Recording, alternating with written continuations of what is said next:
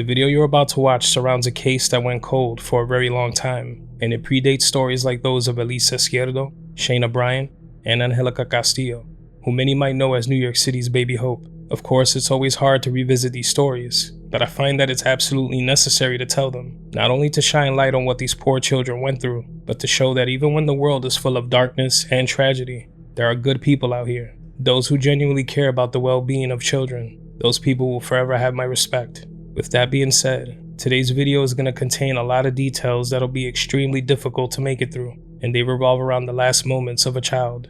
On today's episode of Evil Intentions, this is The Sleeping, the story of Jennifer Shafiq Ventrelli.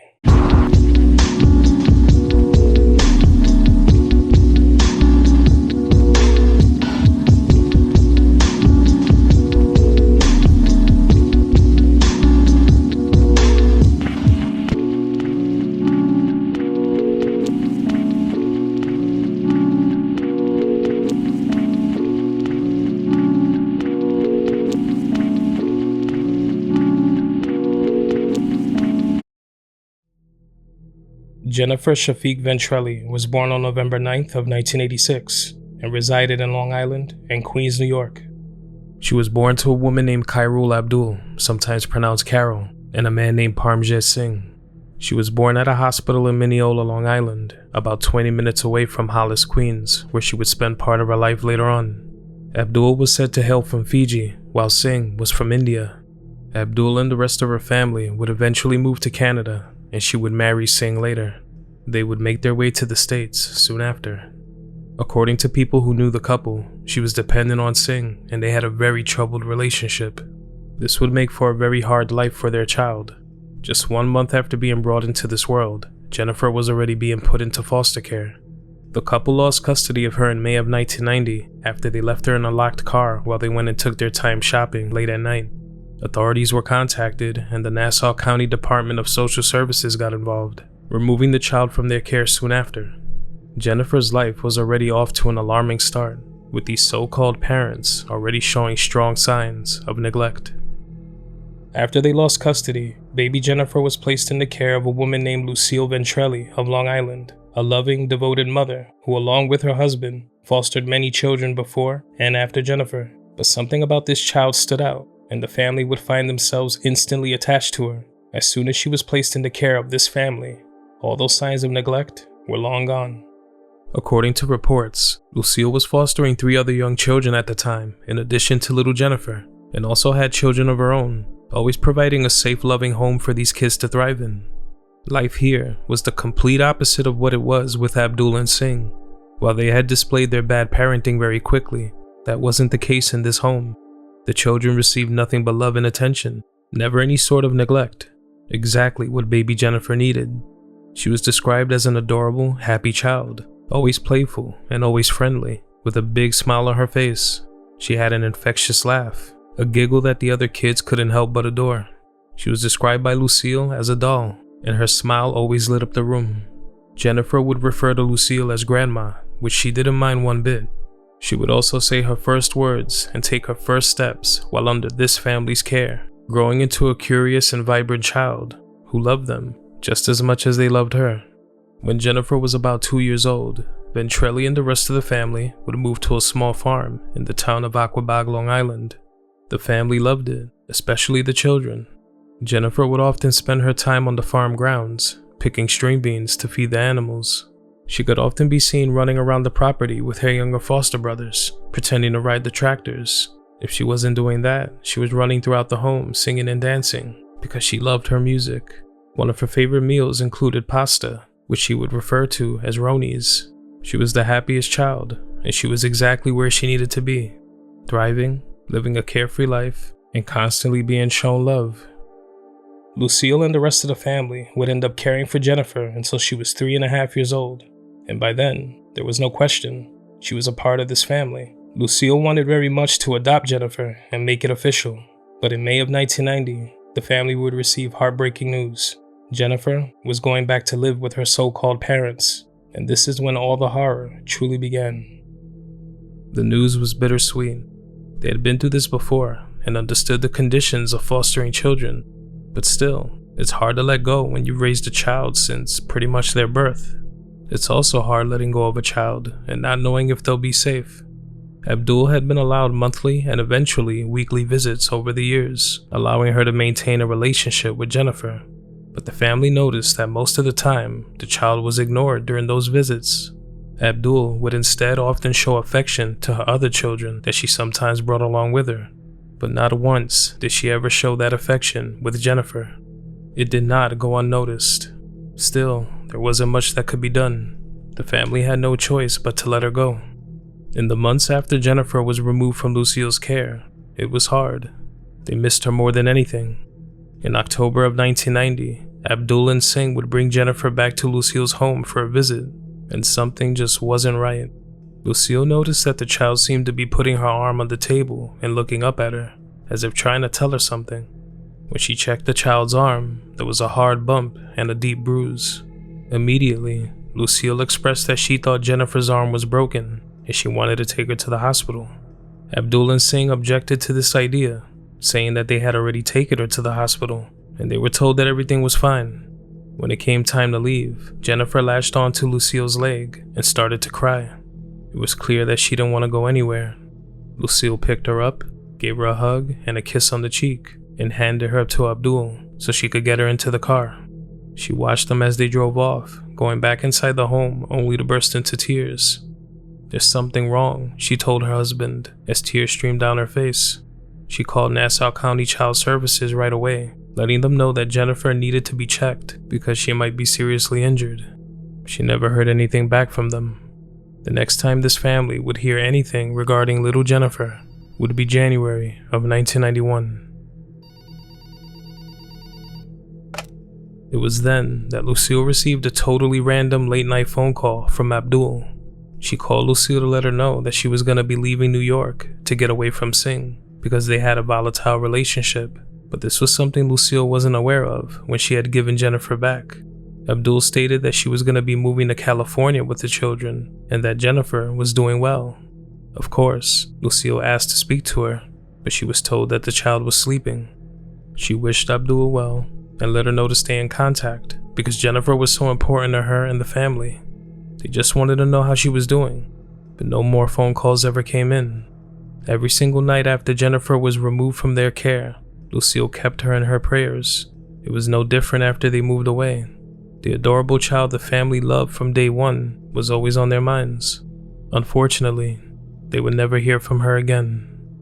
At about 9 a.m. on April 27th of 1996, a man was hiking in a heavily wooded area in Long Island's Pine Barrens in Manorville, Long Island. He was walking with his dog, searching for deer antlers, when he noticed something that looked odd. As he got closer, he would be horrified to learn that what he was looking at was a small human skull, with other bones and articles of clothing nearby in a shallow grave. The discovery was made about a little over a mile east of exit 70 on Route 111 in an area hidden from the road. Authorities were contacted right away. They couldn't yet determine the age or gender of the remains, but they were confident that they could be that of a young child.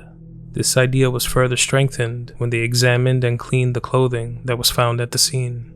A green piece of cloth with a large flower design, a gray, green, or blue dress that has suffered discoloration due to the elements, and a shirt meant to fit a 4-year-old that read, "My heart belongs to Grandma," on the front.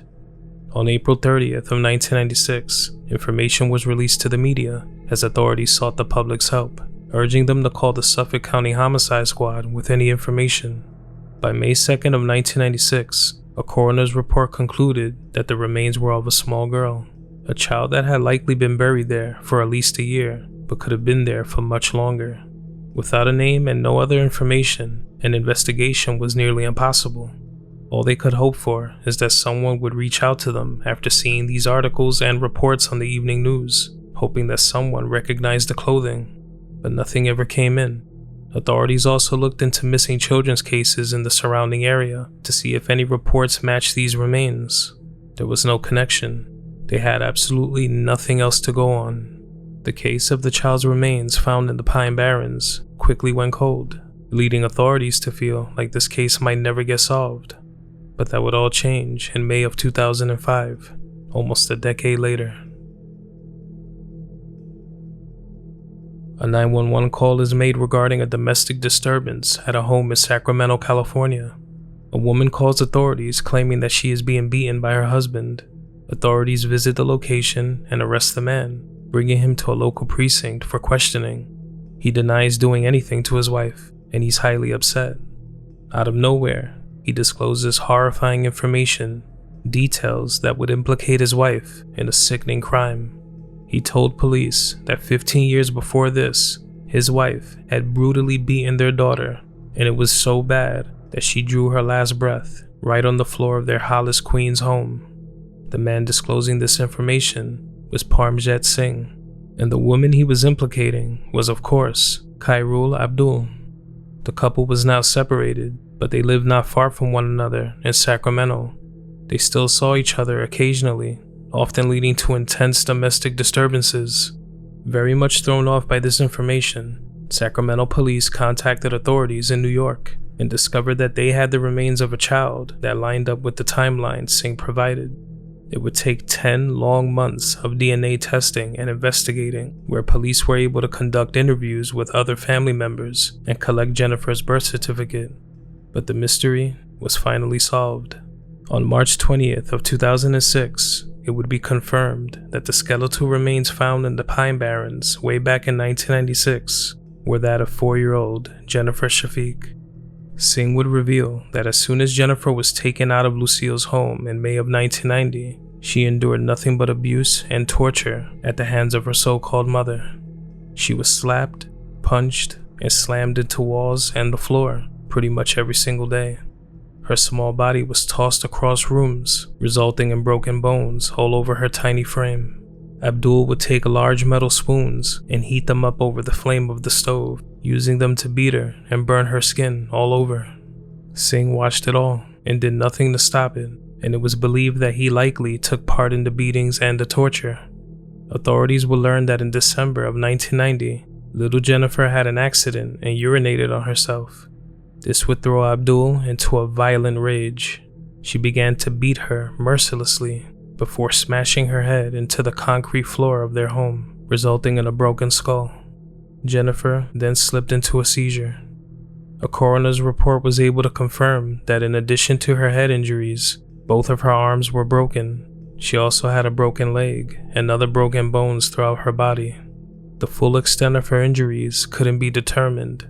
While Abdul at first tried to say she only pushed Jennifer and she fell back, cracking her head open, that was clearly not the case. After unleashing all of her anger as violently as possible, within moments, the last 7 months of torture and abuse were finally over. Jennifer was gone. For every moment she spent in Abdul and Singh's care, she was met with unimaginable cruelty and violence, the exact opposite of her life on Long Island. Her slaying would have remained unnoticed if not for Singh coming forward, but it wasn't because of some guilty conscience or because he wanted to do the right thing. It was because he was angry, because Abdul called the cops on him. He stated he had no idea how her body ended up in the Barrens in Manorville, Long Island, but it would later be learned that it was he who took Jennifer's broken and battered body and buried her in that shallow grave where she wouldn't be discovered for another 6 years. Singh also revealed that he had heard those reports of a child's remains found in 1996, and he knew it was likely Jennifer, but he never told anybody about it. Truly sickening. Unfortunately, nobody even noticed that she was missing. Abdul and Singh were extradited to New York to face their charges. Shortly after the arrest, Lucille Ventrelli received a phone call at the family's home. It was the police. They wanted to know if she remembered little Jennifer, whom she'd cared for from 1986 to 1990. They also wanted to know if she remembered the child's so-called parents. It was then that she would learn the heartbreaking truth. She had always wondered what Jennifer was doing now that she was all grown up. She wished that one day she would receive a phone call and it would be Jennifer on the other end, telling her that she's doing well. That call never came, because when she received that random phone call from Abdul in 1991, Jennifer was already deceased and buried. The child she loved like she was her own, discarded like trash by two monsters who never cared about her. On Thursday, March 23rd of 2006, they were both arraigned, facing charges of murder and hindering prosecution. They would also both confess to their roles in the heinous crime after placing blame on one another for Jennifer's slaying. It was truly devastating for Lucille and the rest of the family. They would spend the next few days conducting interviews with local news outlets, looking at pictures of better times where Jennifer can be seen happier than ever. She was sleeping all right. She was sleeping in peace, Lucille said, in reference to her last phone call with Abdul back in 1991. It had been almost 2 decades since she had seen little Jennifer, but she never forgot her.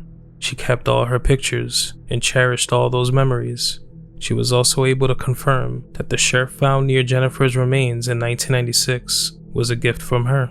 She hadn't seen the news or papers showing the clothing, so she never knew. Had she seen that, she would have contacted authorities right away. As the grief continued to set in, all this family wanted was for these monsters to pay for what they had done. It was all they could hope for.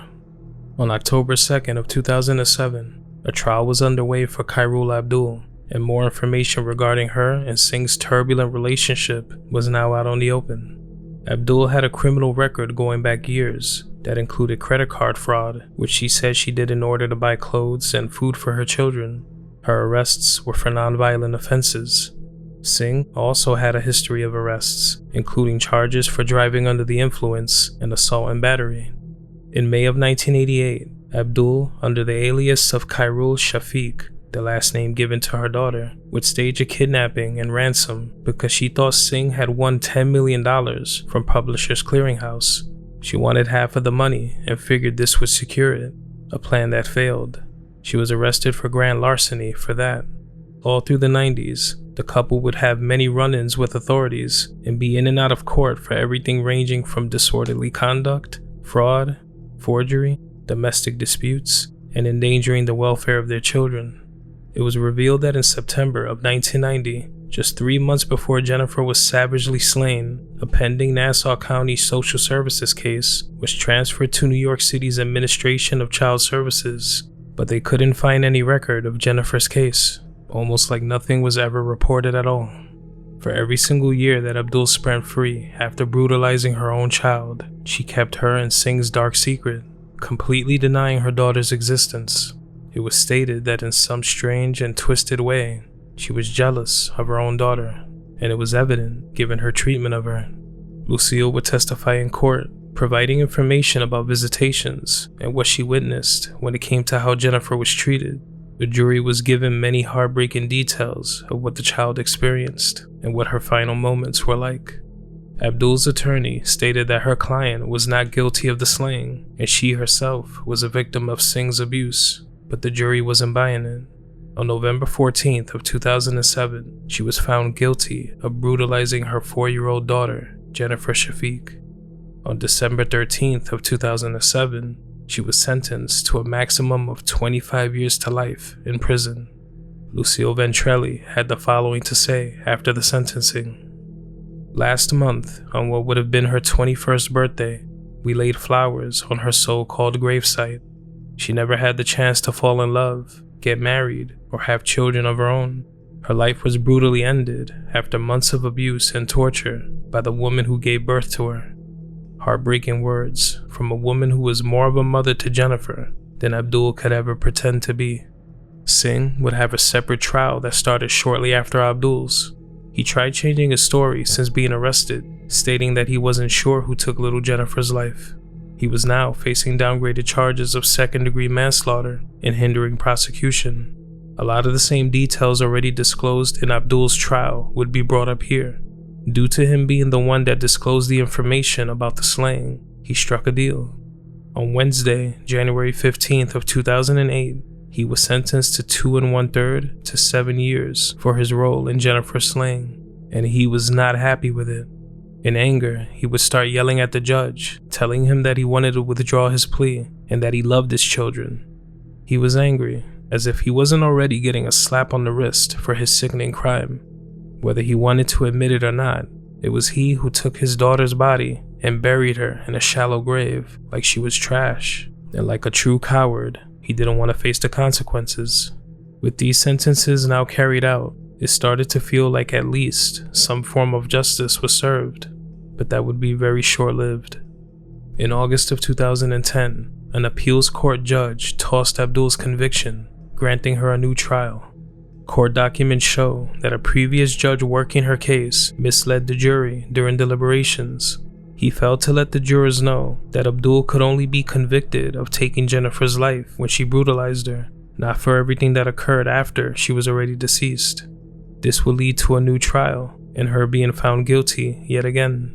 On Wednesday, June 22nd of 2011, she was sentenced to 4 1/3 to 13 years, much less than her original 25 to life sentence. Singh was scheduled to be released from prison in November of 2010. Two monsters set free after committing a calculated and unthinkable act. From the decision made to return Jennifer to a neglectful set of so-called parents, to the calls made to social services that went ignored, the news was a harsh blow for the family who actually loved her. Lucille was interviewed by journalists again and had the following to say about the new sentencing. "I'm shocked. I don't understand it, because I thought when they sentenced her, it was a done deal." She held on to a framed photo of Jennifer, her big smile bringing back all of those beautiful memories from when she cared for her. Her 3.5 years with this family was the only time that Jennifer was ever truly loved. The only time she was given the chance to live a normal childhood and thrive. This family wasn't just some foster family.